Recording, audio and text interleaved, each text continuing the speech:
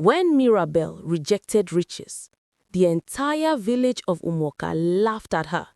But no one knew that laughter would soon turn into shock, fear, and deep regret. It was a bright morning in Umoka. The sun shone gently, and the village square was filled with people from every corner. Old men sat on wooden stools. Women stood with babies tied to their backs. Children climbed trees just to watch what was happening. At the center of it all stood Mirabel, quiet and calm, beside her father. Before her was a young man dressed in expensive clothes. He was Chief Danga's son, one of the richest young men in the village. Beside him were gifts stacked up high, fat goats tied with ropes, jars of palm wine, baskets of yams, rolls of fine cloth, and bags of money. Many people whispered in excitement. "This bride price can feed this family for 10 years, someone said. "No girl in her right senses would reject this," another added. The elders cleared their throats as the moment came. The oldest man raised his staff and asked, "Mirabel, daughter of Adana, will you accept this man as your husband?" The village became quiet. The wind itself seemed to pause. Mirabel looked at the man. She looked at the gifts. Then she took a deep breath and said softly, "No." For 1 second, nobody spoke. Then loud laughter burst from everywhere. Some people gasped, some clapped in mockery, others shook their heads in disbelief. Her best friend, Cain, laughed so hard that tears ran from her eyes. She shouted, "So love will cook soup for you? You have rejected gold for dreams." Mirabel's father covered his face in shame. He feared that his daughter had destroyed her future. But Mirabel did not cry. She turned and walked slowly while the village continued laughing behind her. That night, people sat outside their houses discussing Mirabel. Some called her foolish. Some said she was proud. Others said she would soon regret her decision. Mirabel lay on her mat, listening to their voices, her heart heavy, but her spirit still strong. Not long after that, Cain married a wealthy trader named Osita. Her wedding was the biggest the village had seen in many years. Drums beat from morning till night. Food filled every compound. People danced until their legs shook with pain. Cain wore shining coral beads and rich cloth that glittered in the sun. As she passed Mirabel, she stopped and smiled proudly. She said, "You chose love. I chose comfort." At first, Cain's life looked perfect. Servants washed her clothes, food never finished in her kitchen. She no longer farmed or carried firewood. People envied her life. But after some time, the truth began to show. Osita returned home late at night, smelling of drink. His voice grew harsh. His hands became heavy. Sometimes Cain would cover her face with cloth to hide bruises. Yet in public, she still smiled and spoke proudly. Together with the other girls, Lola, Zainab, and Bisi, she continued to mock Mirabel. Whenever Mirabel passed the market, they would whisper loudly, "Has love built a house for you yet? Has romance bought you clothes? Where is your rich poor man?" Mirabel said nothing, but at night, she cried into her pillow and prayed for strength. Then one evening, as the sky turned red and birds flew home, a strange man walked into the village. His clothes were torn and dirty. His feet were bare. His hair was rough and tangled. He walked slowly and quietly like someone carrying a heavy burden. Children screamed and ran. Women pulled their wrappers tight around their bodies. Some men threw stones at him. They called him Daniel the Mad. He said nothing. He only smiled sadly and walked towards the old shrine near the river. From that day, he slept there and wandered the village silently. Most people hated him. Some feared him. Some insulted him daily. Only one person noticed something different about him: Mirabel.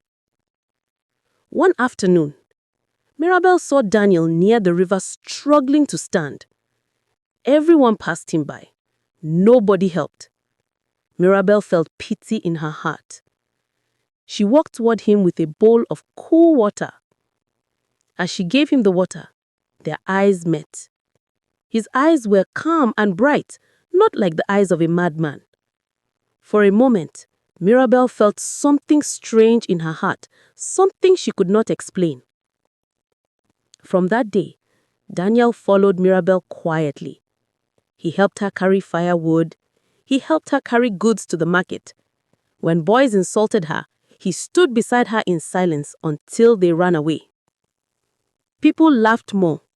They said, "So this is the reward of rejecting wealth, a madman as companion." But Mirabel did not care. Slowly, her fear turned into comfort. Her comfort turned into friendship, and her friendship turned into love. They often met by the river when the sun was rising or setting. Daniel spoke like a wise man. He talked about lands beyond forests and hills. He talked about honor, patience, and destiny. But whenever Mirabel asked about his past, he would smile and say, "The right time will come." For 2 years, they loved quietly. 2 years of laughter, stories, support, and peace. Yet, the village never stopped mocking them. During this time, the lives of Mirabel's friends began to fall apart. Cain's husband became more violent. One night, after a fierce fight, he chased her out of the house. Lola's gambling husband sold her clothes and ran away.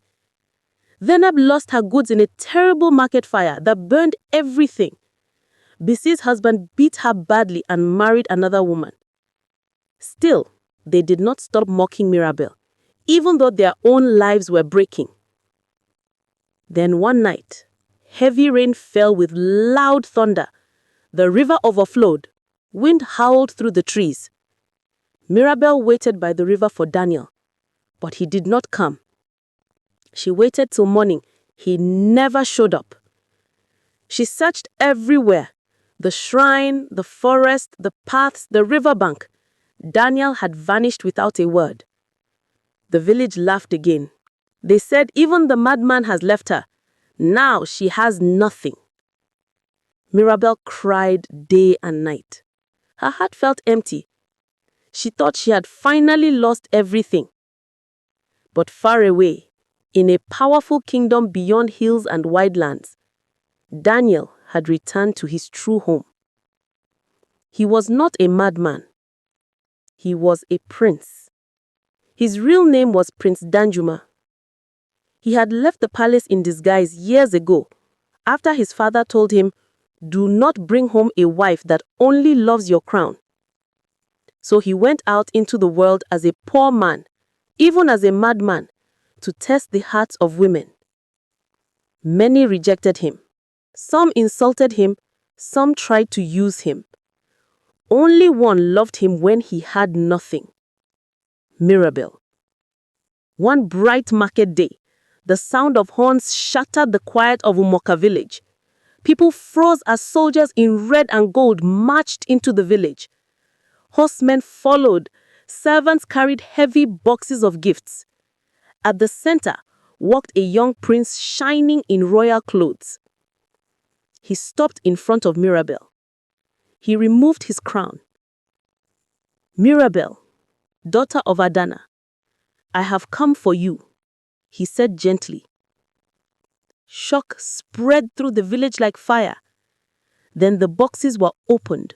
Gold, cows, goats, fine fabrics, jars of wine. The truth fell on everyone like thunder. Daniel the madman was Prince Danjuma. Cain and the other girls collapsed to the ground in shame. Mirabel stood frozen as tears filled her eyes. The prince held her hands. That same day, she was taken to the palace as a royal bride. In the palace, Mirabel lived a new life. She wore beautiful clothes and gold jewelry. Servants followed her everywhere, but she never became proud. She remembered where she came from. Prince Danjuma loved her deeply because she loved him when he had nothing. Together, they ruled with kindness. The poor were helped, the hungry were fed. Peace filled the land. But back in Umoka, Mirabel's friends had returned to their father's houses in shame. Their pride was gone. Their beauty faded. Their laughter turned to tears. Years later, Mirabel returned to Umoka as a queen.